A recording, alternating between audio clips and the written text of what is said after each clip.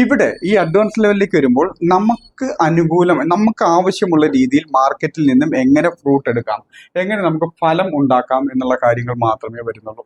അപ്പോൾ ഈ സ്റ്റോക്ക് മാർക്കറ്റിന്റെ പ്രത്യേകത നമുക്ക് എല്ലാവർക്കും അറിയാം. ലോകത്തിൽ ഏറ്റവും മികച്ച വരുമാനം ഉണ്ടാക്കുന്ന, ഏറ്റവും മികച്ച രീതിയിൽ പണം ഉണ്ടാക്കാൻ പറ്റുന്ന മേഖലകളിൽ ഒന്നാണ് സ്റ്റോക്ക് മാർക്കറ്റ്.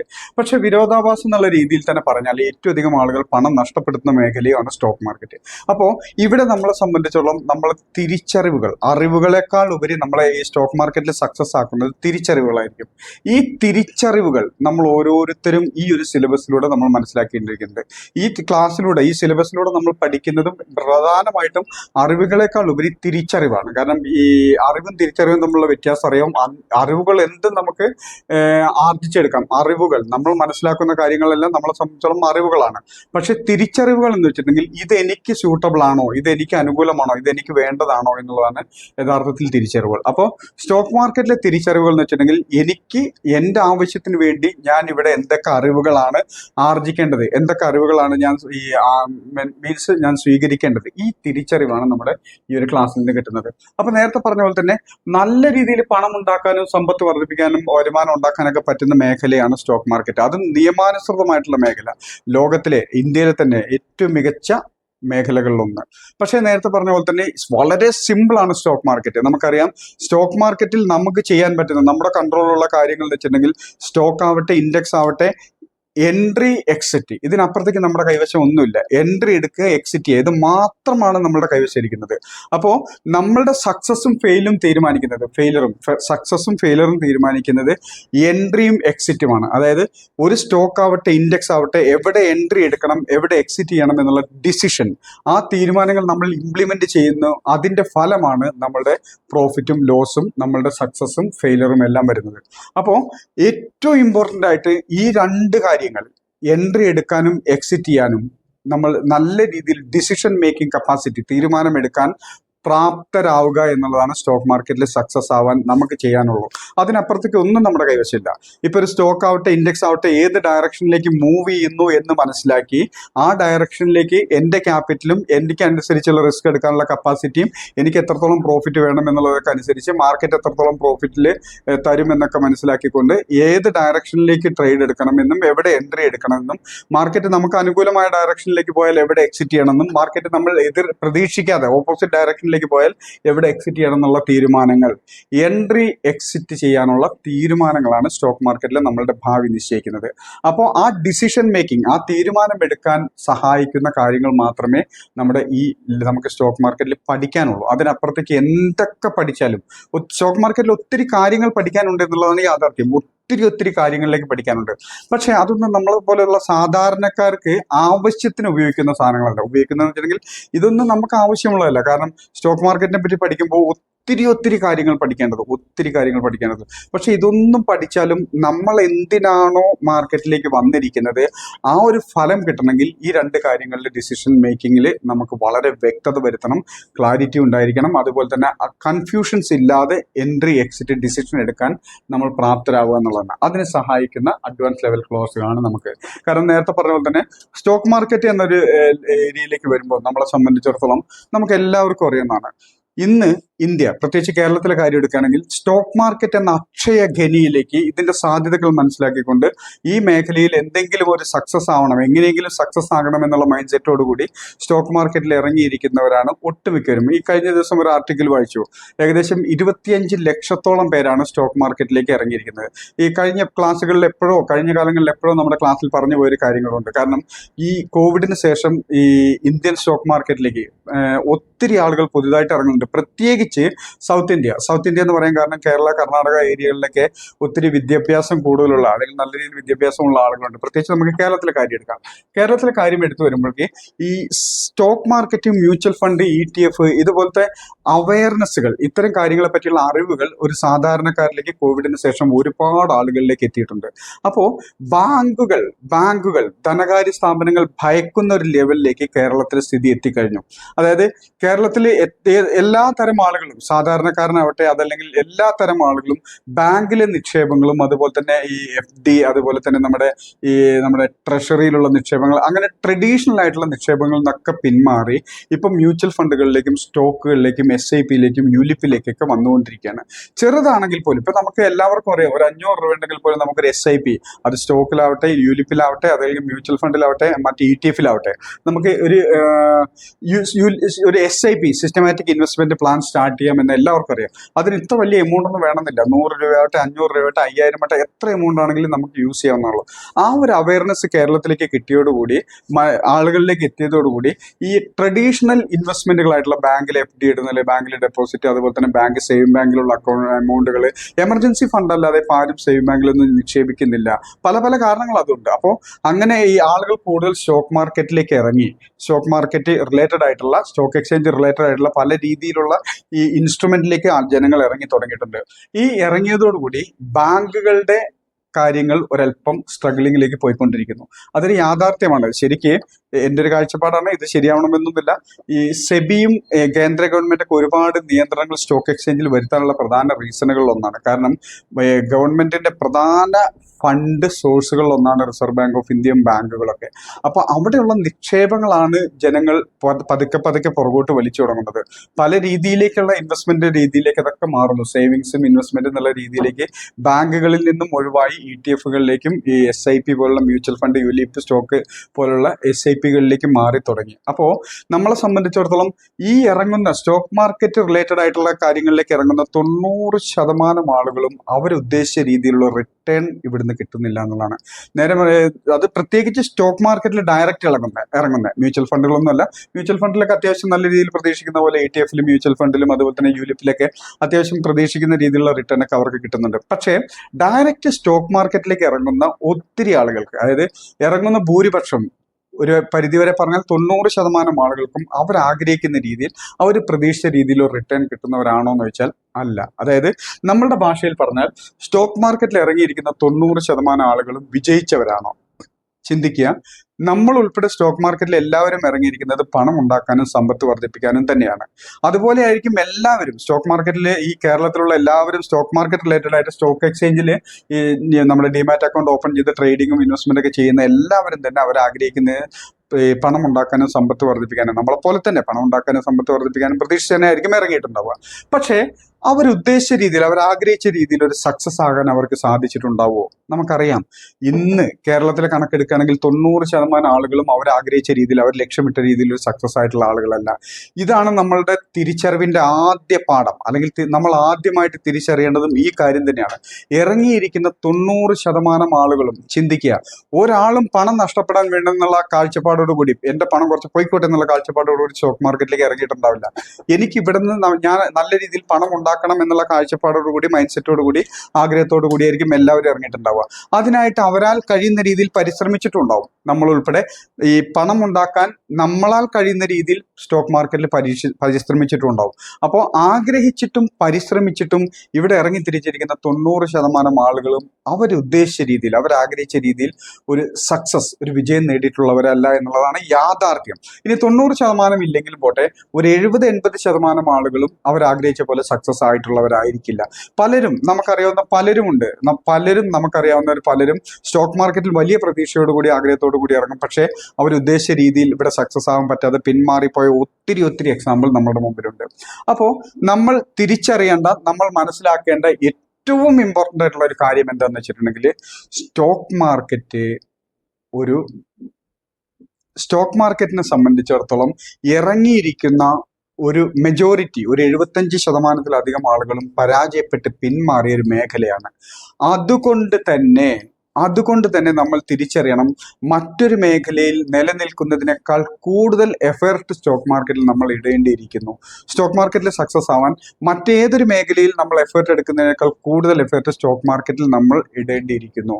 കാരണം നമുക്കറിയാം, ഒരു മേഖലയിൽ ഭൂരിഭാഗവും പരാജയപ്പെട്ടവരാണെങ്കിൽ, അല്ലെങ്കിൽ അവർ ആഗ്രഹിച്ച രീതിയിൽ സക്സസ് ആയിട്ടില്ലാത്ത ഒരു മേഖലയാണ് സ്റ്റോക്ക് മാർക്കറ്റ് എങ്കിൽ, ഇന്ന് സ്റ്റോക്ക് മാർക്കറ്റിൽ അവൈലബിൾ ആയിരിക്കുന്ന ടെക്നിക്ക്, മെത്തേഡ്, സ്ട്രാറ്റജി, ഈ പേരിട്ട് വിട്ടിരിക്കുന്ന എല്ലാ അറിവുകളും കാഴ്ചപ്പാടുകളും, ഒന്നുകൂടെ പറയുന്നു, സ്റ്റോക്ക് മാർക്കറ്റ് എന്ന മേഖലയിൽ ഇന്ന് ഇറങ്ങി തിരിച്ചിരിക്കുന്ന ആളുകൾ മിക്കവരും ഭൂരിഭാഗം ആളുകളും പരാജയപ്പെട്ടവരാണ് എങ്കിൽ ഒരു കാര്യം നമുക്ക് ഉറപ്പിക്കാം, ഇന്ന് മാർക്കറ്റിൽ അവൈലബിൾ ആയിരിക്കുന്ന അല്ലെങ്കിൽ ഈ സൊസൈറ്റിയിൽ അവൈലബിൾ ആയിരിക്കുന്ന സ്റ്റോക്ക് മാർക്കറ്റിനെ പറ്റിയുള്ള അറിവുകളും കാഴ്ചപ്പാടുകളും അതല്ലെങ്കിൽ നോളേജുകളും കിട്ടിയിരിക്കുന്ന സ്ട്രാറ്റജികളും മെത്തേഡുകളും എല്ലാം ഈ 90% അല്ലെങ്കിൽ 80% പരാജയപ്പെട്ട ആളുകൾ ഫോളോ ചെയ്തതായിരിക്കും. അപ്പോൾ ആ മെത്തേഡുകളും സ്ട്രാറ്റജികളും അല്ലെങ്കിൽ മാർക്കറ്റിൽ അവൈലബിൾ ആയിരിക്കുന്ന ഭൂരിപക്ഷം ആളുകൾ പിന്തുടരുന്ന മെത്തേഡുകളും സ്ട്രാറ്റജികളും കൺസെപ്റ്റുകളുമാണ് നമ്മളും ഫോളോ ചെയ്യുന്നെങ്കിൽ ഒരു സംശയവും വേണ്ട, ഏതൊരു മേഖലയിലാണെങ്കിലും ഫെയിൽ ആയിട്ടുള്ള വലിയ വിജയം നേടാത്ത ആളുകൾ ഫോളോ ചെയ്യുന്ന ആ ഒരു സ്ട്രാറ്റജികൾ, ഐഡിയകൾ, മെത്തേഡുകളാണ് ഫോളോ ചെയ്യുന്നെങ്കിൽ അവരും അങ്ങോട്ട് എത്തുള്ളൂ. അത് എവിടെ അങ്ങനെ തന്നെയാണ്. അപ്പോൾ നമ്മൾ ആദ്യം തിരിച്ചറിയേണ്ടത് ഇന്ന് മാർക്കറ്റിൽ അവൈലബിൾ ആയിരിക്കുന്ന സാധാരണയുള്ള ഭൂരിഭാഗം ആളുകളും ഫോളോ ചെയ്യുന്ന മെത്തേഡുകളും സ്ട്രാറ്റജികളും കൺസെപ്റ്റുകളും അത് സക്സസ് ആയിട്ടുള്ള പീപ്പിൾസിൻ്റെ ആളുകളുടെ ആയിരുന്നെങ്കിൽ അത് ഫോളോ ചെയ്യുന്ന പകുതിയെങ്കിലും ആളുകളെങ്കിലും സക്സസ് ആകേണ്ടതായിരുന്നു. എന്തുകൊണ്ട് സ്റ്റോക്ക് മാർക്കറ്റിൽ ഇറങ്ങുന്ന പകുതി ആളുകളും സക്സസ് ആവുന്നില്ല? അതിൻ്റെ ഒറ്റ കാരണം ഇന്നത്തെ അറിവുകളും കാഴ്ചപ്പാടുകളും മെത്തേഡുകളും ഒരു പരിധിവരെ അതിന് സഹായിക്കുന്നുള്ളൂ എന്നാണ് യാഥാർത്ഥ്യം.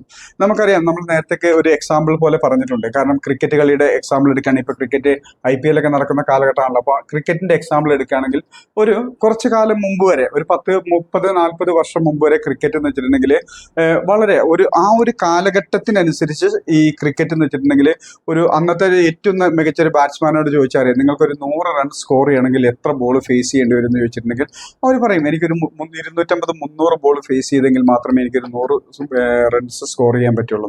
അതിനുശേഷം ഒരു 10 വർഷം മുമ്പത്തെ കാലഘട്ടത്തിലേക്ക് ഇറങ്ങുകയാണെങ്കിൽ ആ കാലഘട്ടത്തിൽ ഏറ്റവും മികച്ച ബാറ്റ്സ്മാൻമാരോട് ചോദിച്ചാൽ മതി നിങ്ങൾക്ക് ഒരു 100 റൺസ് സ്കോർ ചെയ്യണമെങ്കിൽ എത്ര ബോൾ ഫേസ് ചെയ്യേണ്ടതെന്ന് വെച്ചിട്ടുണ്ടെങ്കിൽ അവർ നേരെ തിരിച്ചു പറയും എനിക്കൊരു 100-125 ബോളേഴ്സ് ഫേസ് ചെയ്തിട്ടുണ്ടെങ്കിൽ എനിക്ക് അത് 100 റൺസ് സ്കോർ ചെയ്യാൻ പറ്റും. ഇപ്പം നടക്കുന്ന ഈ തലമുറയിലെ പിള്ളേരോട് ചോദിച്ചു കഴിഞ്ഞാൽ പറയും 100 റൺസ് സ്കോർ ചെയ്യണമെങ്കിൽ എനിക്കൊരു 30 അല്ലെങ്കിൽ 40 ബോൾ ഫേസ് ചെയ്താൽ എനിക്ക് 100 റൺസ് സ്കോർ ചെയ്യാനുള്ള ഒരു കേപ്പബിലിറ്റി ഉണ്ട് എന്നുള്ള രീതിയിലേക്ക് പറയും. എല്ലാം ഒന്നും തന്നെ, ഒന്നും മാറിയിട്ടില്ല. ക്രിക്കറ്റ് ഉണ്ട്, ബോളിംഗ് ഉണ്ട്, ബാറ്റിംഗ് ഉണ്ട്. അതിന്റെ നിയമങ്ങളും കാര്യങ്ങളൊക്കെ ഏകദേശം സെയിം, വലിയ വ്യത്യാസങ്ങളൊന്നുമില്ല. പക്ഷേ ഓരോ കാലഘട്ടത്തിൽ ഇറങ്ങിയിരിക്കുന്ന ആൾക്കാരുടെ കാഴ്ചപ്പാടനുസരിച്ച് അതിൽ മാറ്റങ്ങൾ വന്നുകൊണ്ടിരിക്കുന്നു. ഇതുപോലെ തന്നെയാണ് സ്റ്റോക്ക് മാർക്കറ്റിലും. സ്റ്റോക്ക് മാർക്കറ്റ് എന്ന് വെച്ചിട്ടുണ്ടെങ്കിൽ നല്ല രീതിയിൽ പണം ഉണ്ടാക്കാൻ പറ്റുന്ന ഒരു ഫീൽഡാണ് സ്റ്റോക്ക് മാർക്കറ്റ്. പക്ഷെ അതെങ്ങനെ? പതിവെ നമ്മൾ കാണുന്ന സ്റ്റോക്ക് മാർക്കറ്റിൽ വളരെ ബുദ്ധിമുട്ടേറിയതാണെന്നുള്ളത്. അപ്പോൾ ബുദ്ധിമുട്ടേറിയ ആ ഒരു രീതി നമ്മളൊന്ന് മാറ്റി ഈസി ആയിട്ടുള്ള അല്ലെങ്കിൽ നമുക്ക് വളരെ ബുദ്ധിമുട്ടില്ലാത്ത രീതിയിൽ സക്സസ് ആകുന്ന മെത്തേഡുകളും സ്ട്രാറ്റജികളും അല്ലെങ്കിൽ ഐഡിയാസും നമ്മുടെ മാർക്കറ്റിനോടുള്ള നമ്മുടെ ഒരു സമീപനങ്ങളിലും ആവശ്യമായ മാറ്റം വരുത്തിയാൽ നമുക്ക് ഈ പറഞ്ഞ രീതിയിൽ സക്സസ് ആകും. അപ്പോൾ ആദ്യം ചിന്തിക്കേണ്ടത് 90% ആളുകളും ഫെയിൽ ആയിട്ടുള്ള സ്റ്റോക്ക് മാർക്കറ്റ് ഉൾപ്പെടെ ഏത് മേഖലയിലാണെങ്കിലും ഇറങ്ങിത്തിരിച്ചിരിക്കുന്ന 90% ആളുകളും അല്ലെങ്കിൽ 80% ആളുകളും ഫെയിൽ ആയിട്ടുള്ള ഏതൊരു മേഖലയിലാണെങ്കിലും ശരി, അവിടെ സക്സസ് ആവണമെങ്കിൽ ആ 90% ആളുകളുടെ മൈൻഡ് സെറ്റോ കാഴ്ചപ്പാടുകളോ അവരുടെ രീതികളോ അല്ലെങ്കിൽ അവർ എടുത്ത എഫേർട്ടോ മതിയാകാതെ വരും നമുക്ക് സ്റ്റോക്ക് മാർക്കറ്റിൽ സക്സസ് ആവാൻ എന്ന് നമ്മൾ തിരിച്ചറിയുക. അതുപോലെ തന്നെ വളരെ വളരെ ഇമ്പോർട്ടൻ്റ് ആയിട്ടുള്ള ഒരു കാര്യമാണ്, നമ്മൾ ലോകത്തിലെ ഏതൊരു മേഖലയിൽ സക്സസ് ആവാൻ തീരുമാനിച്ചാലും, ഏതൊരു മേഖലയിൽ നമ്മൾ ആഗ്രഹിക്കുന്ന രീതിയിൽ വരുമാനം പണം ഉണ്ടാക്കാൻ തീരുമാനിച്ചാലും ശരി, ആ മേഖലയിൽ നമ്മളൊരു മാസ്റ്റേഴ്സ് ആകേണ്ടതുണ്ട് നമ്മൾ ആഗ്രഹിക്കുന്ന രീതിയിൽ പണം ഉണ്ടാക്കാൻ എന്ന് നമുക്കറിയാം. അതുപോലെയാണ് സ്റ്റോക്ക് മാർക്കറ്റിലും. അപ്പോൾ അതിലേക്ക് വരാം. അപ്പോൾ നമ്മൾ ആദ്യം തിരിച്ചറിയേണ്ടത് 90% ആളുകളും സ്റ്റോക്ക് മാർക്കറ്റിൽ സക്സസ് ആകാൻ ആഗ്രഹിച്ചിട്ടും ശ്രമിച്ചിട്ടും പരിശ്രമിച്ചിട്ടും അവർക്കതിന് സാധിച്ചിട്ടില്ല. അതുകൊണ്ട് തന്നെ അപ്പോൾ ചിന്തിക്കാം, അങ്ങനെയാണെങ്കിൽ നമുക്കൊന്ന് മറ്റൊരു രീതിയിൽ ചിന്തിച്ചു നോക്കിയിട്ടുണ്ടെങ്കിൽ ഇറങ്ങിത്തിരിച്ചിരിക്കുന്ന 80% ആളുകളും പരാജയപ്പെട്ട ഒരു ഇൻഡസ്ട്രി എത്ര കാലം നിലനിൽക്കും? പക്ഷെ സ്റ്റോക്ക് മാർക്കറ്റ് നമുക്കറിയാം, ഇറങ്ങിത്തിരിച്ചിരിക്കുന്ന 80% ആളുകളും അവർ ആഗ്രഹിക്കുന്ന രീതിയിൽ സക്സസ് ആകാൻ കഴിഞ്ഞിട്ടില്ലെങ്കിൽ പോലും ഈ ഇൻഡസ്ട്രി എന്നും വളർന്നുകൊണ്ടിരിക്കുന്ന അല്ലെങ്കിൽ എല്ലാ കാലത്തും വളർന്നുകൊണ്ടിരിക്കുന്ന ഒരു ഇൻഡസ്ട്രിയാണ് സ്റ്റോക്ക് മാർക്കറ്റ്. അപ്പോൾ ഇവിടെ വിജയസാധ്യതയുണ്ട് എന്നുള്ളതാണ് യാഥാർത്ഥ്യം. കാരണം എല്ലാവരും പരാജയപ്പെട്ടു പോയി പിന്മാറുന്ന ഒരു മേഖലയാണെങ്കിൽ ആ ഇൻഡസ്ട്രി അധികകാലം നിലനിൽക്കാൻ പറ്റില്ല എന്ന് നമുക്കറിയാം. പക്ഷേ സ്റ്റോക്ക് മാർക്കറ്റ് ഓരോ ദിവസവും ഓരോ മാസവും ഓരോ വർഷവും വളർന്നുകൊണ്ടിരിക്കുന്ന ഒരു ഇൻഡസ്ട്രിയാണ്. അപ്പോൾ ഇവിടെയും വിജയിക്കാനുള്ള വഴികളുണ്ട്. ആ വഴികൾ നമ്മൾ അന്വേഷിച്ച് കണ്ടെത്തി ആ വഴിയിലൂടെ സഞ്ചരിക്കാൻ നമ്മൾ തീരുമാനിച്ചാൽ മാത്രം മതി. അപ്പോൾ അതിനായിട്ട് നമ്മൾ ആദ്യം തിരിച്ചറിയേണ്ടത് ലോകത്തിൽ ഏത്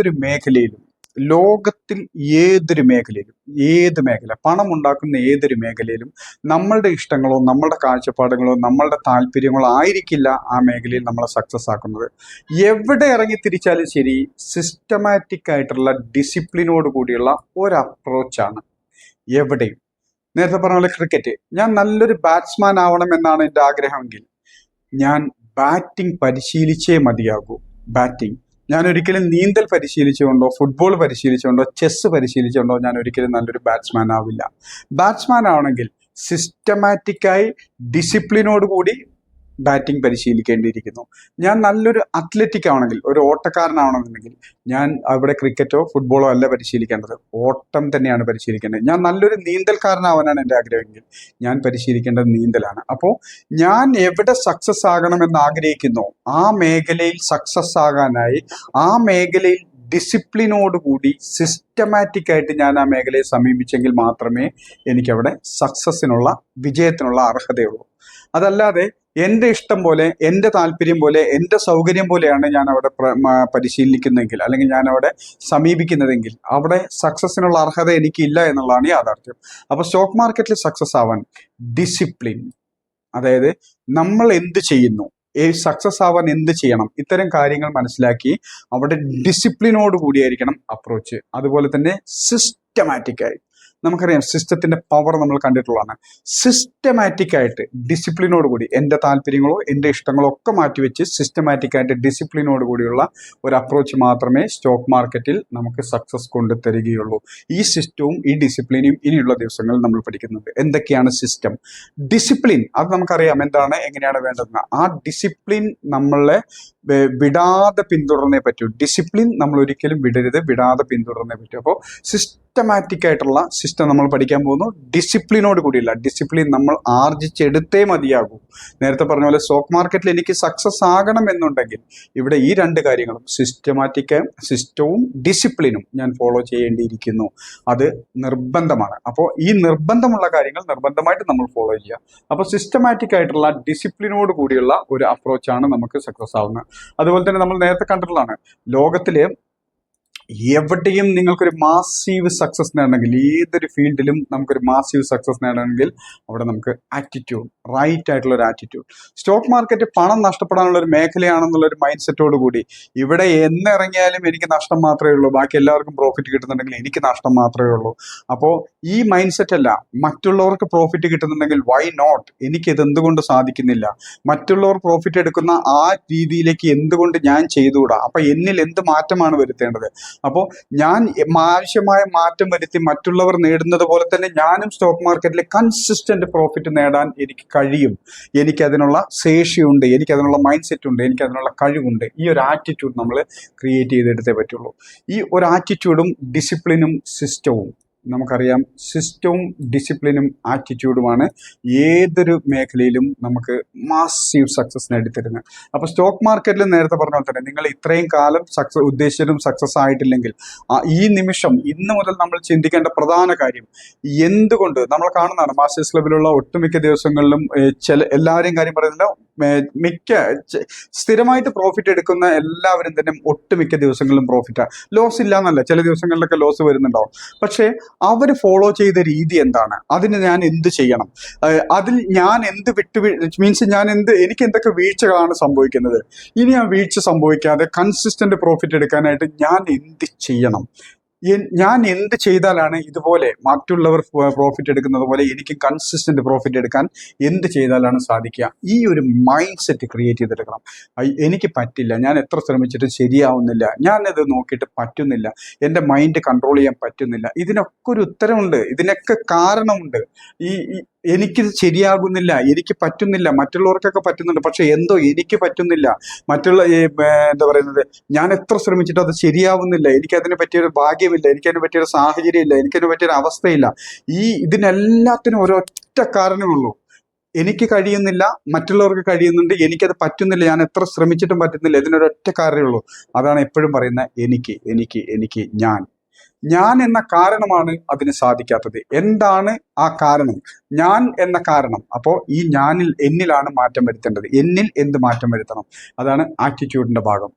എന്നിൽ സക്സസ് ആവാൻ ഞാൻ എന്നിൽ എന്ത് മാറ്റം വരുത്തിയാൽ എനിക്ക് നേടാൻ കഴിയും, എനിക്ക് നേടാൻ കഴിയില്ല എന്നല്ല, എനിക്ക് നേടാൻ ഞാൻ എന്ത് ചെയ്യണം എന്നുള്ള രീതിയിലേക്ക് നമ്മൾ ഈ നിമിഷം മുതൽ ചിന്തിക്കുക. കൺസിസ്റ്റന്റ് പ്രോഫിറ്റ് എനിക്ക് ഇതുവരെ നേടാൻ പറ്റിയില്ല, വൈ നോട്ട്, എന്തുകൊണ്ട് എനിക്കത് സാധിച്ചില്ല, അത് നേടിയെടുക്കാൻ ഞാൻ എന്ത് ചെയ്യണം.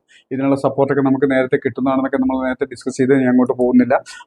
അപ്പോൾ അങ്ങനെ പറഞ്ഞപ്പോൾ അപ്പോൾ ഈ മൈൻഡ് സെറ്റ്, ആറ്റിറ്റ്യൂഡും സിസ്റ്റവും ഡിസിപ്ലിനും ക്രിയേറ്റ് ചെയ്തതിന് ശേഷം നമ്മൾ പിന്നീട് സ്വയം ചോദിക്കേണ്ട ആദ്യത്തെ ചോദ്യം, നമുക്കറിയാം സ്റ്റോക്ക് മാർക്കറ്റിൽ മൂന്ന് ലക്ഷ്യം എന്നുള്ളതിനേക്കാൾ ഉപരി 3 തരം ആവശ്യവുമായിട്ടായിരിക്കും മാർക്കറ്റിലേക്ക് ഇറങ്ങുന്നത്. ആവശ്യം എന്താണ്? പണം ഉണ്ടാക്കുക.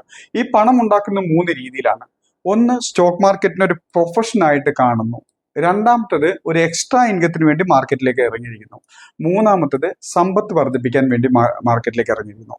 നമ്മൾ പ്രധാനമായിട്ടും ശ്രദ്ധിക്കേണ്ട, മനസ്സിലാക്കേണ്ട അല്ലെങ്കിൽ ഓർത്തിരിക്കേണ്ട ഒരു കാര്യമുണ്ട്. പലരും ഫെയിൽ ആവുന്നത് ഇതിലേതാണ് എന്ന് എനിക്ക് കൃത്യമായിട്ട് അറിയാം. അതായത് ഞാനൊരു പ്രൊഫഷനായിട്ടാണ് മാർക്കറ്റിൽ ഇറങ്ങുന്നത്, പക്ഷേ എൻ്റെ പ്രവൃത്തിയും എൻ്റെ ട്രേഡിംഗ് രീതികളും എക്സ്ട്രാ ഇൻകത്തിന് വേണ്ടി വരുന്നവരെ പോലെയാണ്. അതല്ലെങ്കിൽ ഞാനൊരു എക്സ്ട്രാ ഇൻകത്തിന് വേണ്ടിയിട്ടാണ് മാർക്കറ്റിൽ ഇറങ്ങിയിരിക്കുന്നത്, എനിക്കൊരു പ്രൊഫഷനായിട്ടൊരു ജോലിയോ ബിസിനസ്സോ എന്തോ ഉണ്ട്, അതിലാണ് എൻ്റെ പ്രധാന വരുമാനവും എൻ്റെ ഫോക്കസും എൻ്റെ സമയവും സ്പെൻഡ് ചെയ്യേണ്ടത്. പക്ഷേ ഞാൻ ചെയ്യുന്നത്, എൻ്റെ സ്റ്റോക്ക് മാർക്കറ്റിലെ ആക്ടിവിറ്റീസ് മുഴുവൻ ഒരു പ്രൊഫഷണൽ ആയിട്ടുള്ള ഒരാൾ എങ്ങനെയാണോ മാർക്കറ്റിൽ ഇറങ്ങുന്നത്, മാർക്കറ്റിനെ സമീപിക്കുന്നത്, അതേ രീതിയിലായിരിക്കും. ഇതാണ് പരാജയ കാരണങ്ങൾ പ്രധാനമെന്ന്. പ്രൊഫഷണൽ ഒരു സ്റ്റോക്ക് മാർക്കറ്റാണ് പ്രധാന വരുമാന മാർഗം, ബാക്കി എന്തും ഇത് കഴിഞ്ഞിട്ടേ ഉള്ളൂ. എൻ്റെ മേജർ ഇൻകം സോഴ്സ് സ്റ്റോക്ക് മാർക്കറ്റാണ്. അങ്ങനെയെങ്കിൽ നിങ്ങൾ ഒരു പ്രൊഫഷണലായിട്ട് മാർക്കറ്റിനെ അപ്രോച്ച് ചെയ്തേ മതിയാകൂ. അതായത് ഒരു പ്രൊഫഷണൽ എന്ന് പറഞ്ഞാൽ സ്റ്റോക്ക് മാർക്കറ്റിലെ 3 സെഗ്മെന്റിലും, ഇൻട്രാഡേ, സ്വിംഗ് ട്രേഡിംഗ്, അതുപോലെ തന്നെ സ്വിംഗ് ട്രേഡിംഗ് അഥവാ ഷോർട്ട് ടൈം ട്രേഡിംഗ്, ഇൻവെസ്റ്റ്മെന്റ്, ഈ 3 സെഗ്മെന്റിലും നിങ്ങൾ വളരെയധികം ശ്രദ്ധിച്ച് നിങ്ങൾ ഒരു എക്സ്പേർട്ട് അല്ലെങ്കിൽ ഒരു മാസ്റ്ററായി മാറേണ്ടിയിരിക്കുന്നു. കാരണം ഈ സ്റ്റോക്ക് മാർക്കറ്റ് എന്ന് വെച്ചാൽ, ഇൻട്രാഡേ എന്ന് വെച്ചാൽ നമുക്കറിയാം വളരെ പെട്ടെന്ന് പണം ഉണ്ടാക്കാൻ പറ്റുന്ന ഒരു സെഗ്മെന്റാണ് ഇൻട്രാഡേ.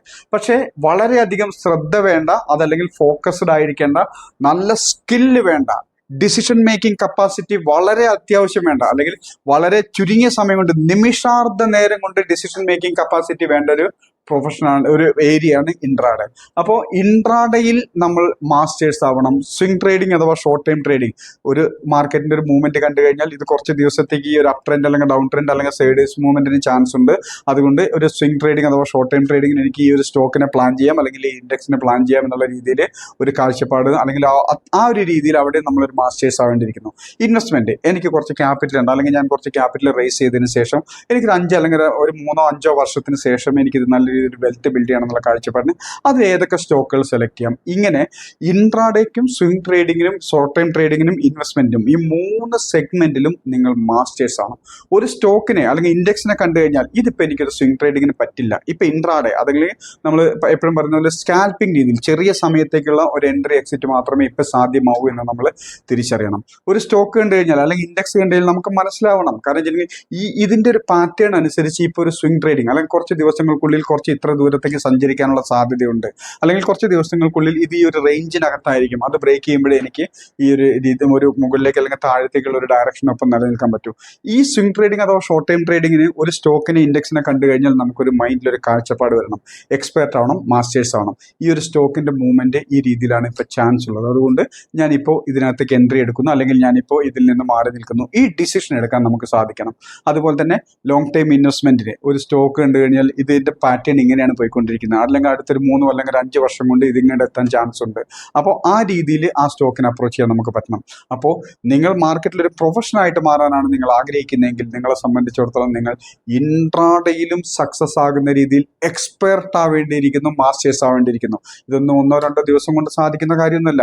നമുക്കറിയാം ലോകത്തിലെ ഏറ്റവും അധികം വരുമാനം ഉണ്ടാക്കാൻ പറ്റുന്ന പ്രൊഫഷനാണ് സ്റ്റോക്ക് മാർക്കറ്റ്. ഡോക്ടേഴ്സോ എഞ്ചിനീയേഴ്സോ ചാർട്ടേഡ് അക്കൗണ്ടന്റോ അല്ലെങ്കിൽ ഒരു IT പ്രൊഫഷനിലൊക്കെ ഉണ്ടാക്കുന്നതിനേക്കാൾ കൂടുതൽ ഏണിങ്സ് നമുക്ക് സ്റ്റോക്ക് മാർക്കറ്റിലൂടെ ഉണ്ടാക്കിയെടുക്കാമെന്ന് പല പ്രാവശ്യം നമ്മൾ തെളിയിച്ചിട്ടുള്ളതാണ്.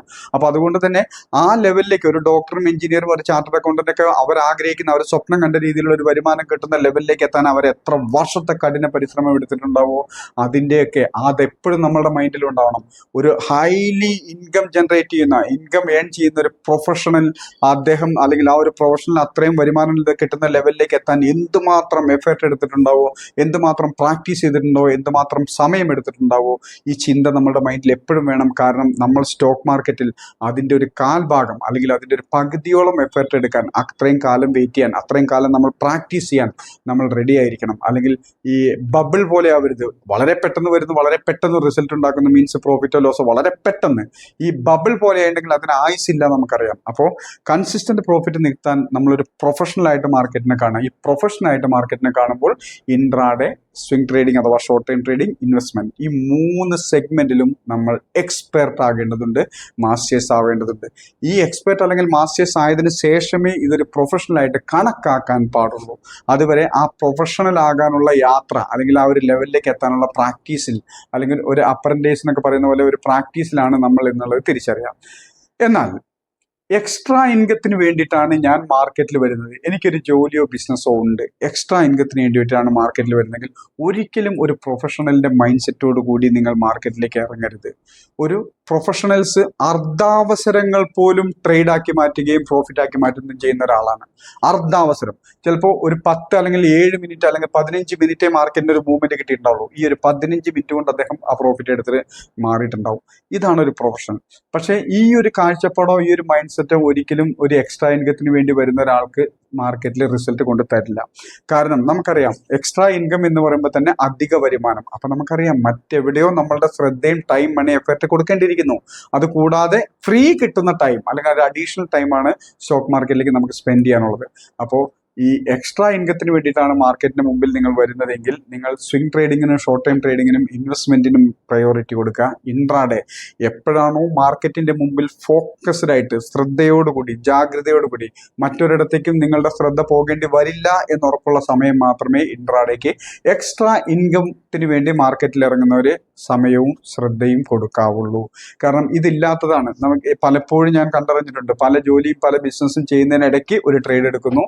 ഈ ട്രേഡിന്റെ റിസൾട്ട് നമുക്കറിയില്ല. ചിലപ്പോൾ ഇൻട്രാഡേ ഒക്കെ ചെയ്യുമ്പോൾ വളരെ നിമിഷ സമയം കൊണ്ടായിരിക്കും അത് പ്രോഫിറ്റിലേക്ക് വരുന്നതും എക്സിറ്റ് ചെയ്യേണ്ടതും. അപ്പോൾ പലപ്പോഴും ഇത്തരം ആളുകൾക്ക് എക്സ്ട്രാ ഇൻകത്തിന് വേണ്ടി മാർക്കറ്റിന് മുമ്പിൽ ശ്രദ്ധിച്ചിരിക്കാൻ പറ്റാത്ത ആളുകളെ സംബന്ധിച്ചോളം ഒരു ട്രേഡ് എടുക്കും, അത് അത്യാവശ്യം നല്ല പ്രോഫിറ്റിൽ വന്നിട്ട് പിന്നെ റിവേഴ്സ് ആയി പോയിട്ടുണ്ടാവും, ലോസിൽ എക്സിറ്റ് ചെയ്യേണ്ടി വന്നിട്ടുണ്ടാവും.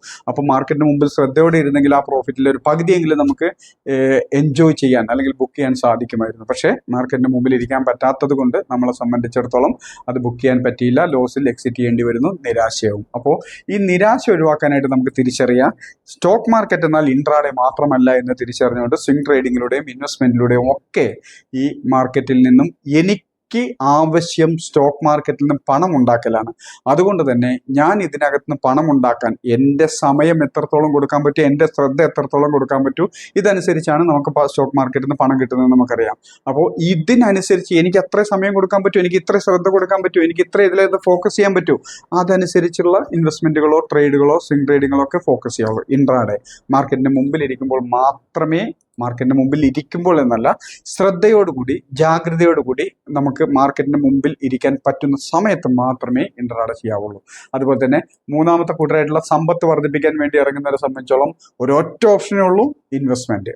ഒരു സ്റ്റോക്ക് നമുക്ക് ലോങ് ടൈമിലേക്ക് വെൽത്ത് ബിൽഡ് ചെയ്യുക എന്നുള്ളൊരു കാഴ്ചപ്പാടോടുകൂടി മാത്രമേ സമ്പത്ത് വർദ്ധിപ്പിക്കാനുള്ള കാറ്റഗറിയിലുള്ള ആളുകൾ, അവരെ സംബന്ധിച്ചോളം ജോലിയോ ബിസിനസ്സോ ഒക്കെ ആയിരിക്കും ഏറ്റവും പ്രധാനം. വല്ലപ്പോഴും മാത്രമേ മാർക്കറ്റിൽ വരുന്ന അത്യാവശ്യം നല്ല പണം കിട്ടിക്കൊണ്ടിരിക്കുന്ന പല വഴികളിലൂടെ ആ പണം മൾട്ടിപ്പിൾ ചെയ്യാൻ, വർദ്ധിപ്പിക്കാൻ സ്റ്റോക്ക് മാർക്കറ്റിനെ ഉപയോഗിക്കുന്നവർ ഒരിക്കലും സ്വിംഗ് ട്രേഡിങ്ങിനോ ഇൻട്രാഡേക്കോ ഷോർട്ട് ടൈം ട്രേഡിങ്ങിനോ ഒന്നും പ്ലാൻ ചെയ്ത് ലോങ് ടൈം ഇൻവെസ്റ്റ്മെന്റുകൾ മാത്രമായിട്ട് പരിഗണിക്കുക. അപ്പോൾ സ്വയം ചോദിക്കുക, ഈ ചോദ്യം നമ്മൾ ഓരോരുത്തരും സ്വയം ചോദിക്കുക, എന്താണ് എൻ്റെ ലക്ഷ്യം സ്റ്റോക്ക് മാർക്കറ്റിൽ നിന്ന്? ഞാൻ ഒരു പ്രൊഫഷണലായിട്ട് മാർക്കറ്റിനെ സമീപിക്കുന്ന ഒരാളാണോ, ഒരു എക്സ്ട്രാ ഇൻകത്തിന് വേണ്ടി മാർക്കറ്റിനെ സമീപിക്കുന്നവരാണോ, അതോ വെൽത്ത് ബിൽഡ് ചെയ്യാനാണോ? ഇനി പലരെ സംബന്ധിച്ചുള്ള മറ്റൊരു രീതിയിലും കൂടെ ഉണ്ട്. ഇപ്പോൾ എക്സ്ട്രാ ഇൻകം, മറ്റ് ജോലിയോ ബിസിനസ്സോ എന്തോ ഉണ്ട്, ഇപ്പോൾ ഒരു എക്സ്ട്രാ ഇൻകം, ഫ്യൂച്ചറിൽ എനിക്ക് സ്റ്റോക്ക് മാർക്കറ്റിൽ ഒരു കരിയറാക്കി മാറ്റണം അല്ലെങ്കിൽ പ്രൊഫഷനാക്കി മാറ്റണം, ഇതാണ് നിങ്ങളുടെ കാഴ്ചപ്പാടെങ്കിൽ നിങ്ങൾ ആഴ്ചയിൽ അതല്ലെങ്കിൽ മാസത്തിൽ ആഴ്ചയിൽ ഒരു ദിവസമെങ്കിലും അല്ലെങ്കിൽ മാസത്തിൽ ഒരു 2-3 ദിവസമെങ്കിലും മാർക്കറ്റ് ഡേയ്സിൽ ലീവ് എടുത്ത് ഫുൾ ഫോക്കസ്ഡ് ആയിട്ട് മാർക്കറ്റ് ഓപ്പൺ ചെയ്ത് ക്ലോസ് ചെയ്യുന്നത് വരെ ട്രേഡുകൾ എടുക്കാതെ മാർക്കറ്റിൽ ഫുൾ ഫോക്കസ് ചെയ്തിട്ട് കുറച്ച് ദിവസങ്ങൾക്ക് മാർക്കറ്റിന്റെ മൂവ്മെന്റ് മനസ്സിലാക്കാനായിട്ട് ഇരിക്കുക. അതിനുശേഷം ഇൻട്രാഡേയിൽ എക്സ്പെർട്ട് ആവാനായിട്ട് ഇടയ്ക്കിടയ്ക്ക് ലീവ് എടുത്ത് മാർക്കറ്റിന് മുമ്പിൽ നമ്മൾ ചെറിയ രീതിയിൽ ട്രേഡ് എടുത്ത് എക്സ്പെർട്ട് ആകുന്നത് വരെ എടുക്കുക. ഞാൻ എപ്പോഴും പറയാറുണ്ട്, നിലവിലുള്ള ജോലിയോ ബിസിനസ്സോ നിർത്തിക്കൊണ്ട് അല്ലെങ്കിൽ സൈഡിലേക്ക് മാറ്റിക്കൊണ്ട് നമ്മൾ സ്റ്റോക്ക് മാർക്കറ്റിനെ കരിയറാക്കി മാറ്റാൻ ഫോക്കസ് ചെയ്യുന്നുണ്ടെങ്കിൽ ഒരൊറ്റ കാര്യം ശ്രദ്ധിക്കുക.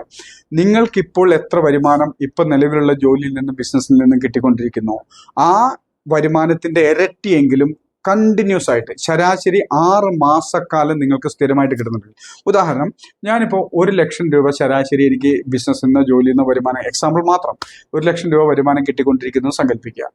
ഞാൻ ഈ ബിസിനസ്സിനെ അല്ലെങ്കിൽ ഈ കരിയറിനെ അല്ലെങ്കിൽ ഈ ജോലിയെ മാറ്റി നിർത്തി ഞാൻ സ്റ്റോക്ക് മാർക്കറ്റിന്റെ പ്രധാന വരുമാനം ഒരു പ്രൊഫഷനാക്കി മാറ്റാനാണ് ഞാൻ ആഗ്രഹിക്കുന്നതെങ്കിൽ ഈ 1 ലക്ഷം രൂപ എക്സ്ട്രാ ഇൻകം എന്നുള്ള രീതിയിൽ മാർക്കറ്റിനെ സമീപിച്ച് ആഴ്ചയിൽ 1-2 ദിവസമൊക്കെ ലീവ് എടുത്ത് അല്ലെങ്കിൽ ഓവർ ടൈം ഓഫീസിൽ ജോലി ചെയ്തുകൊണ്ട് മാർക്കറ്റിന് മുമ്പിൽ കുറച്ചും കൂടെ ടൈം ഫോക്കസ് ചെയ്തിരുന്നുകൊണ്ട് നിലവിലുള്ള ബിസിനസ്സിനോടൊപ്പം ജോലിയോടൊപ്പം സ്റ്റോക്ക് മാർക്കറ്റിൽ കൂടെ ഫോക്കസ് ചെയ്തുകൊണ്ട് ഞാൻ ഒരു 6 മാസത്തേക്ക് 6 ലക്ഷം രൂപ ശരാശരി മാസം 1 ലക്ഷം രൂപയ്ക്ക് മുകളിൽ കിട്ടുന്നുണ്ട് എന്ന് ഉറപ്പ് വരുത്തിയിട്ട്, ഞാൻ എപ്പോഴും പറയും ഇരട്ടിയെങ്കിലും 2 ലക്ഷമെങ്കിലും ഏൺ ചെയ്യാൻ പറ്റുന്നുണ്ടെങ്കിൽ 6 മാസം കൊണ്ട് 12 ലക്ഷം രൂപ ഏൺ ചെയ്യാൻ പറ്റുന്നുണ്ടെങ്കിൽ മാത്രമേ നിലവിലുള്ള പ്രൊഫഷൻ അവസാനിപ്പിച്ചിട്ട് ഇതിനകത്തേക്ക് ഫുൾ ടൈം ആയിട്ട് ഇറങ്ങാൻ പാടുള്ളൂ. എങ്കിൽ മാത്രമേ നിലനിൽപ്പുണ്ടാവൂ. അതല്ലെങ്കിൽ നമ്മൾ അണ്ടർ പ്രഷറിലാവും. നിലവിലുള്ള ജോലി അല്ലെങ്കിൽ ബിസിനസ് ഉപേക്ഷിച്ച് കഴിഞ്ഞാൽ സ്റ്റോക്ക് മാർക്കറ്റ് മാത്രമേ ഉള്ളൂ, ഇത് പറ്റുന്നില്ലല്ലോ, ഞാൻ എത്ര ശ്രമിച്ചിട്ടും ശരിയാവുന്നില്ലല്ലോ എന്നുള്ള രീതിയിലേക്ക് പോകും. ഈ ഫീൽഡ് നമ്മളെ ഔട്ടാക്കി കളയും. നമ്മൾ ഔട്ടാകുന്നില്ല, നമ്മൾ ഔട്ടാക്കി കളയും. അപ്പോൾ എന്താണ് നമ്മളുടെ ലക്ഷ്യം? പ്രൊഫഷനാക്കി മാറ്റുന്നതാണോ, എക്സ്ട്രാ ഇൻകത്തിന് വേണ്ടിയിട്ടാണോ, സമ്പത്ത് വർദ്ധിപ്പിക്കാനാണോ ഞാനിപ്പോൾ മാർക്കറ്റിൽ ഇറങ്ങിയിരിക്കുന്നത്? ഇതിനനുസരിച്ച് മാത്രമേ നമ്മളുടെ ട്രേഡിംഗ് അല്ലെങ്കിൽ ഇൻവെസ്റ്റ്മെന്റ് രീതികൾ ഡിസൈൻ ചെയ്യാവൂ. അത് മാത്രമേ ഫോളോ ചെയ്യാവൂ. അതായത് ഇത് നമ്മൾ തീരുമാനിച്ചുറപ്പിച്ചാൽ ഞാനിപ്പോൾ എക്സ്ട്രാ ഇൻകത്തിന് വേണ്ടിയിട്ട് മാത്രമാണ് മാർക്കറ്റിൽ ഇറങ്ങിയിരിക്കുന്നത്, ഇതാണ് എൻ്റെ ആവശ്യമെങ്കിൽ ഇതിനാവശ്യമായിട്ടുള്ള രീതിയിലുള്ള സ്വിംഗ് ട്രേഡിങ്ങിലും ഇൻവെസ്റ്റ്മെന്റിലും ഞാൻ കൂടുതൽ ഫോക്കസ് ചെയ്യും. ഇൻട്രാഡേയിൽ നിന്ന് പരമാവധി മാറി നിൽക്കുകയും ഫുൾ ഫ്രീ ആയിരിക്കുന്ന സമയം മാത്രം ഇൻട്രാഡേ ചെയ്യുക എന്നുള്ളതാണ് എൻ്റെ സിസ്റ്റം.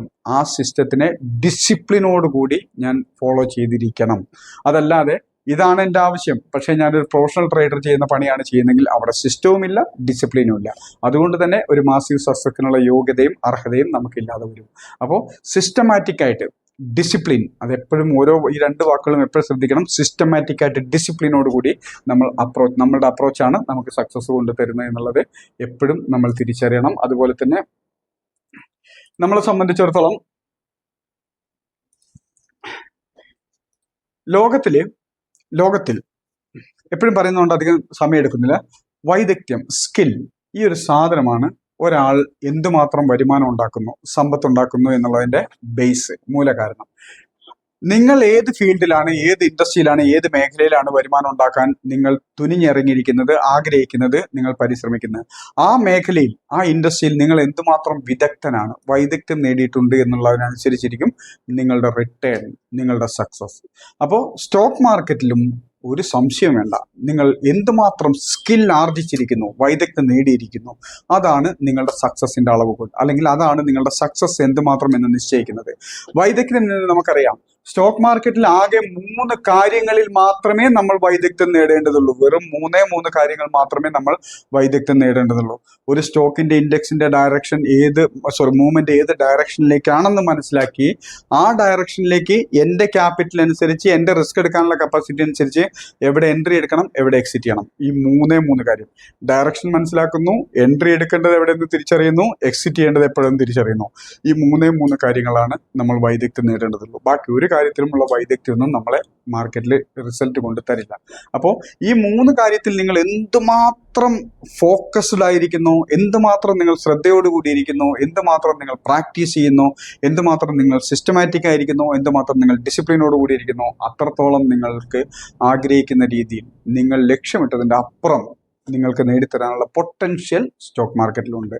അപ്പോൾ അതിനായിട്ട് വൈദഗ്ധ്യം, സ്കിൽ, എന്തുമാത്രം ഏൺ ചെയ്യാവോ, എന്തുമാത്രം സ്കിൽ ആർജിക്കാവോ അത്രമാത്രം സ്കിൽ ആർജിക്കുക, അത്രമാത്രം സക്സസ് നിങ്ങൾ തരും. ഈ സ്കിൽഡ് ആകുന്നത് വരെ, വൈദഗ്ധ്യം നേടുന്നത് വരെ, മാർക്കറ്റിന്റെ ഡയറക്ഷൻ മനസ്സിലാക്കാൻ എനിക്ക് കൃത്യമായിട്ട് കഴിയുന്നത് വരെ, ആ മനസ്സിലാക്കിയ ഡയറക്ഷൻ അനുസരിച്ച് എവിടെ എൻട്രി എടുക്കണം, എനിക്കനുസരിച്ച് എൻ്റെ ഇതിനനുസരിച്ച് എവിടെ എൻട്രി എടുക്കണം, എവിടെ എക്സിറ്റ് ചെയ്യണമെന്ന് തിരിച്ചറിയുന്നത് വരെ ചെറിയ ക്യാപിറ്റൽ ഉപയോഗിച്ച് മാത്രം പ്രാക്ടീസ് ചെയ്യാം. ക്യാപിറ്റൽ, ചെറിയ ക്യാപിറ്റൽ എന്നുള്ള വാക്ക് ഇവിടെ ഉപയോഗിക്കാൻ കാരണം സ്റ്റോക്ക് മാർക്കറ്റ് എന്ന മേഖലയിലാണ് ഇത്രയധികം മണി ഇമോഷൻ നിലനിൽക്കുന്നത്. മണി ഇമോഷൻ ഇത്രയധികം നിലനിൽക്കുന്ന മറ്റൊരു ഇൻഡസ്ട്രി വേറെ ഇല്ല. കാരണം നമുക്കറിയാം, എന്ത് ബിസിനസ്സിലേക്ക് ഇറങ്ങുകയാണെങ്കിലും ശരി, ഇനിയിപ്പോൾ എന്ത് ജോലിക്ക് ഇറങ്ങുകയാണെങ്കിലും ശരി, ഒരു ബേസിക് ഇൻവെസ്റ്റ്മെന്റ് ഉണ്ടാവും. ഇപ്പോൾ ഉദാഹരണത്തിന് ഞാനൊരു ജോലിക്ക് പോകണം, ആ ജോലി ചെയ്യാനുള്ള ഒരു ശേഷി ആർജിക്കാനുള്ള ബേസിക് ഇൻവെസ്റ്റ്മെന്റ് ഞാൻ ചെയ്തേ പറ്റുള്ളൂ. അത് ആ ജോലിയെ പറ്റി പഠിക്കുന്നതായിരിക്കാം, അതിൻ്റെ ഒരു ടെക്നിക്കലായിട്ടുള്ള കാര്യങ്ങളായിരിക്കാം, അതിൻ്റെ ടൂളുകൾ വാങ്ങുന്നതായിരിക്കാം, ഇത്തരം കാര്യങ്ങളൊക്കെ ആയിരിക്കാം. ഞാനൊരു ബിസിനസ് ചെയ്യുകയാണെങ്കിലും അതിനൊരു ഇൻവെസ്റ്റ്മെന്റ് എനിക്ക് ആവശ്യമുണ്ട്, ബേസിക് ഇൻവെസ്റ്റ്മെന്റ് ആവശ്യമുണ്ട്. സ്റ്റോക്ക് മാർക്കറ്റിൽ അങ്ങനെയാണ്. ട്രേഡിങ്ങിന് ഇൻവെസ്റ്റ്മെന്റ് നമുക്കൊരു ഇൻവെസ്റ്റ്മെന്റ് ആവശ്യമാണ്. സ്റ്റോക്ക് മാർക്കറ്റിൽ മാത്രമാണ് നമ്മൾ യൂസ് ചെയ്യുന്ന ക്യാപിറ്റൽ ഇൻവെസ്റ്റ്മെന്റ് ആ നിമിഷം മുതൽ, ഉപയോഗിക്കാൻ തുടങ്ങുന്ന നിമിഷം മുതൽ അതിന്റെ പ്രോഫിറ്റ് ആൻഡ് ലോസ് നയാ പൈസ വ്യത്യാസമില്ലാതെ നമ്മുടെ കൺമുമ്പിൽ കാണാൻ പറ്റും. ഒരു ട്രേഡിന് നടക്കുന്ന പ്രോഫിറ്റ് ലോസ് സ്പോട്ടിൽ നമ്മുടെ കൺമുമ്പിൽ കാണാൻ പറ്റും. മറ്റൊരു ബിസിനസ്സിലും ഇത്രയും പെട്ടെന്ന് നമുക്ക് പ്രോഫിറ്റ് ആൻഡ് ലോസ് കാണാൻ പറ്റില്ല. അതുകൊണ്ട് തന്നെ ഈ പ്രോഫിറ്റ് ആൻഡ് ലോസ് നമ്മളെ ഇമോഷനെ വല്ലാതെ സ്വാധീനിക്കുന്നു. നേരത്തെ പറഞ്ഞ ഡിസിഷൻ മേക്കിങ്ങിനെ വല്ലാതെ സ്വാധീനിക്കുന്നുണ്ട് ഈ പ്രോഫിറ്റ് ആൻഡ് ലോസ്.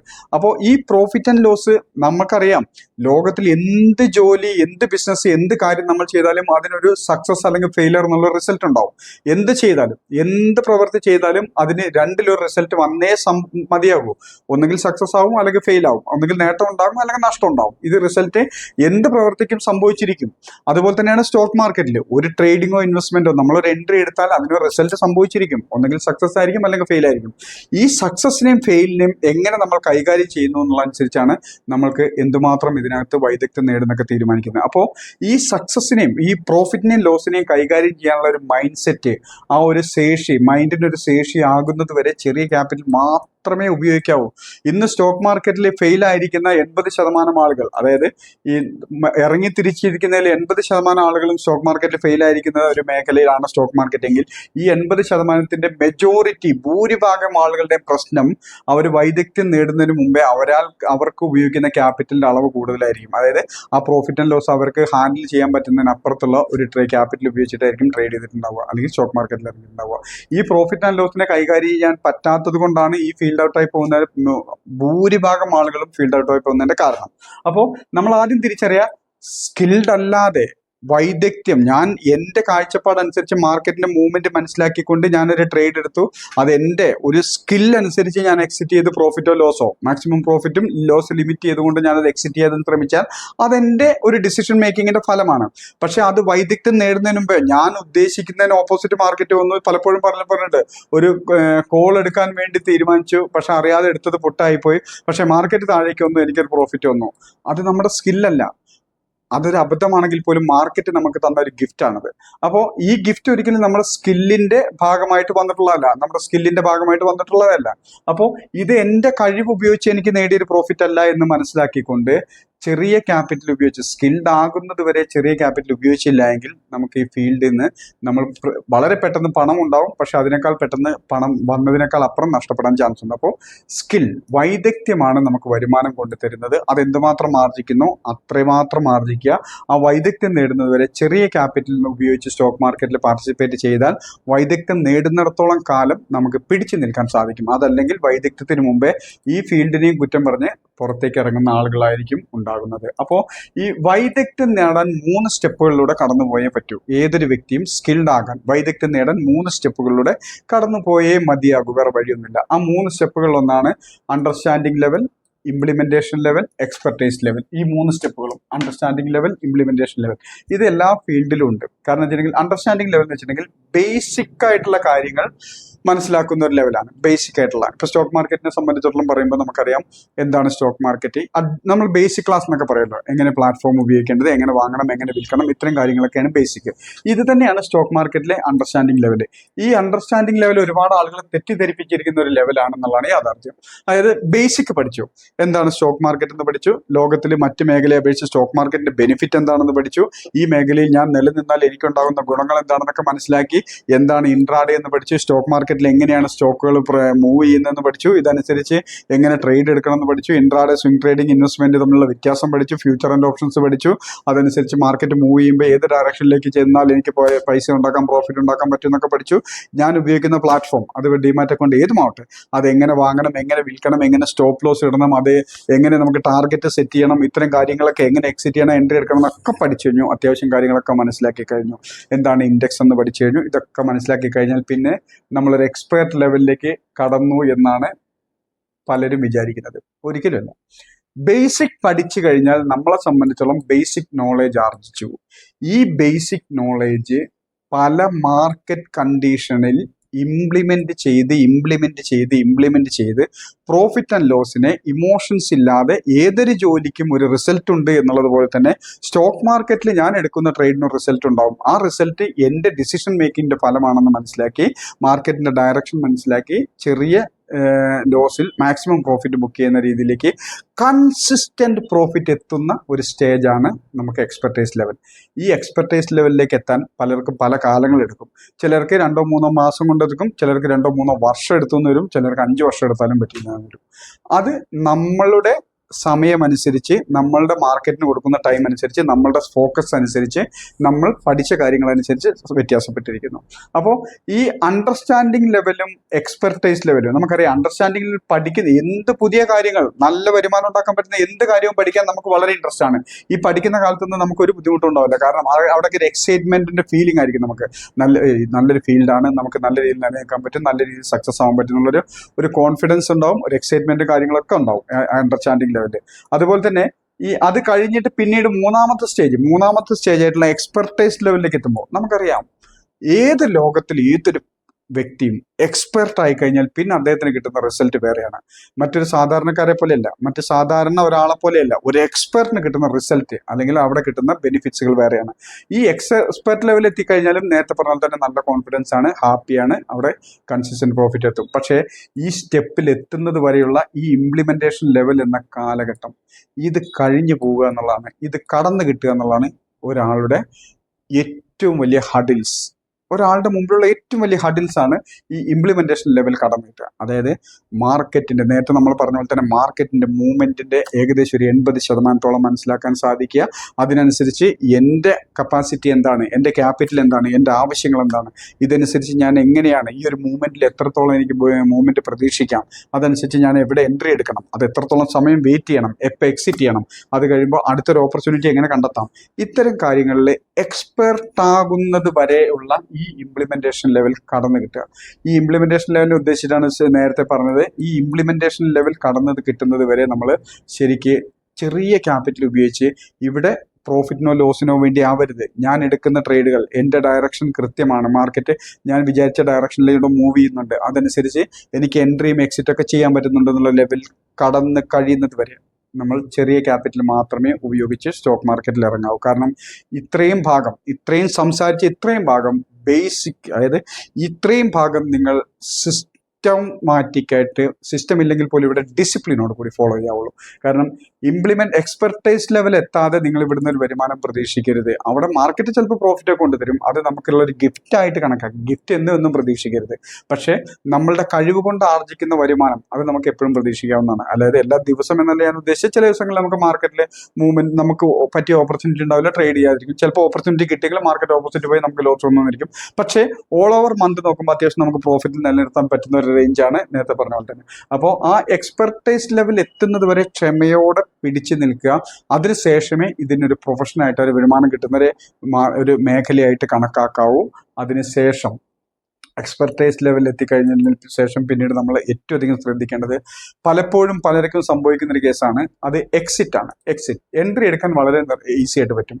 അതായത് എക്സിറ്റ്, എവിടെ പ്രോഫിറ്റ് അല്ലെങ്കിൽ ലോസ് ബുക്ക് ചെയ്യണം, പ്രോഫിറ്റും ബുക്ക് ചെയ്യണം, ലോസും ബുക്ക് ചെയ്യണം. അതായത് ഞാനൊരു ട്രേഡ് 100-ൽ നിന്ന് എടുത്തു, ഞാൻ കാൽക്കുലേറ്റ് ചെയ്ത് 120-ലേക്ക് എത്തുമ്പോൾ അത് പ്രോഫിറ്റ് ബുക്ക് ചെയ്യാമെന്നാണ് ഞാൻ കാൽക്കുലേറ്റ് ചെയ്യുന്നത്. ഇൻ കേസ് അത് 95-ലേക്ക് താഴെ വന്നാൽ എക്സിറ്റ് ചെയ്യണം എന്നുള്ള ഈ ഡിസിഷൻ എൻ്റെ മുമ്പിലുണ്ടാവും. പക്ഷേ ഡിസിഷൻ അവിടെ കിടക്കുകയുള്ളൂ. മാർക്കറ്റ് ചിലപ്പോൾ 95-ന്റെ താഴെ വന്ന് 94-ലേക്ക് എത്തിയാൽ ഞാൻ വിചാരിക്കും 94-ൽ എക്സിറ്റ് ചെയ്യണ്ടല്ലോ, ഇപ്പം തിരിച്ച് കയറിക്കോളും. അത് തിരിച്ച് കയറുമ്പോൾ ലോസ് കവർ ചെയ്തോളൂ, ഞാൻ ഇപ്പം എക്സിറ്റ് ചെയ്യേണ്ട, കുറച്ച് നേരം കൂടെ വെയിറ്റ് ചെയ്യാം. ഈ ചിന്ത അത് 94-ന് 84-ൽ എത്തുന്നവരെ ഉണ്ടാവും. അത് കഴിയുമ്പോൾ 95 തന്നെ നേരത്തെ ആ പ്ലാൻ ചെയ്ത ട്രേഡ് തന്നെ, അല്ലെങ്കിൽ ഇവിടെ ആ ഡിസിഷൻ മേക്കിംഗ് അവിടെ തന്നെ അങ്ങ് എക്സിറ്റ് ചെയ്താൽ മതിയായിരുന്നു, ഇത്രയും വലിയ ലോസ് വരില്ലായിരുന്നു. ഈ ചിന്ത, അതായത് ഈ ചിന്തയാണ് ലോസ് വർദ്ധിപ്പിക്കുന്നത്. അവിടെ ലോസ് ബുക്ക് ചെയ്താൽ മതിയായിരുന്നു. 100-ൽ നിന്ന് എടുത്ത് 95-ലേക്ക് എത്തിയപ്പോൾ നമ്മൾ ആൾറെഡി പ്രിപ്പയർഡ് ആണ്, പ്ലാൻഡ് ആണ്, ഇതിന്റെ താഴെ വന്നാൽ എക്സിറ്റ് ചെയ്യണം എന്നുള്ളത് നമ്മുടെ മൈൻഡിലുണ്ട്. പക്ഷേ എന്തുകൊണ്ടോ മനസ്സിൽ നിന്ന് നമ്മുടെ ശത്രുവായ നമ്മൾ തന്നെ പറയുന്നു, കുറച്ചും കൂടെ ഒന്ന് താഴേക്ക് പോയാലും ഇത് കയറി വന്നോളും, പലപ്പോഴും എൻ്റെ സ്റ്റോപ്പ് ലോസ് അടിച്ചിട്ട് ഇത് തിരിച്ച് കയറിയിട്ടുണ്ട്, അതുപോലെ ഇതും കയറി വന്നോളും. അങ്ങനെ നമ്മുടെ ശത്രു പറയുന്നത് കേട്ട് നമ്മൾ കേട്ടിരിക്കും, ഈ സാധനം നമുക്ക് വലിയ നഷ്ടം വരും. അവിടെ ലോസും ബുക്ക് ചെയ്യണം, പ്രോഫിറ്റ് 125-ലേക്ക് നമ്മൾ 120-ലേക്ക് നമ്മൾ ടാർഗറ്റ് വെച്ചിരുന്നു. അത് മാർക്കറ്റ് 119 എത്തി, 120 എത്തി. ഇത് മാർക്കറ്റ് താഴേക്ക് വരുന്നല്ലോ, ഒന്ന് വെയിറ്റ് ചെയ്തേക്കാം. 121, 122, മാർക്കറ്റ് മുകളിലേക്ക് പോയിക്കൊണ്ടിരിക്കുന്നു, 124. ഓക്കെ, ഇത് കയറിക്കോളും. ഒരു 2 മിനിറ്റ് നേരത്തേക്ക് ഒരു അശ്രദ്ധ, വേറെ 115-ലേക്ക് മാർക്കറ്റ് വന്നു. ചിന്തിക്കും 125 വരെ പോയതാണ്, ഉറപ്പായിട്ടും തിരിച്ചു കയറിക്കോളും. മാർക്കറ്റിൽ നമ്മൾ നോക്കിയിരിക്കും. 115-ൽ നിന്നും വീണ്ടും 120-ൽ നമ്മൾ ബുക്ക് ചെയ്യാമായിരുന്നു, പക്ഷേ നമ്മൾ മുമ്പിൽ ഉണ്ടായിരുന്നതാണ്. പക്ഷെ നമ്മൾ നോക്കിയിരിക്കുന്നു, ഇത് കയറുകയല്ലേ, താഴേക്ക് ഇറങ്ങുമ്പോൾ നമുക്ക് അപ്പം ബുക്ക് ചെയ്യാം. ഒരൊറ്റ നിമിഷത്തെ അശ്രദ്ധ 125-ൽ 115-ലേക്ക് വരും. അപ്പം നമുക്ക് കോൺഫിഡൻസ് ആയി, 125 വരെ പോയതാണ്, ഇനിയും ഇത് കയറിക്കോളും, അതുകൊണ്ട് തന്നെ വെയിറ്റ് ചെയ്തിരിക്കും. ലാസ്റ്റ് എൻട്രി എടുത്തതിന് തൊട്ടടുത്ത് 105-ൽ 100 രൂപയ്ക്ക് വാങ്ങി 105-ലേക്ക് എക്സിറ്റ് ചെയ്യും. അപ്പം ചിന്തിക്കും 120-ൽ എക്സിറ്റ് ചെയ്താൽ മതിയായിരുന്നു.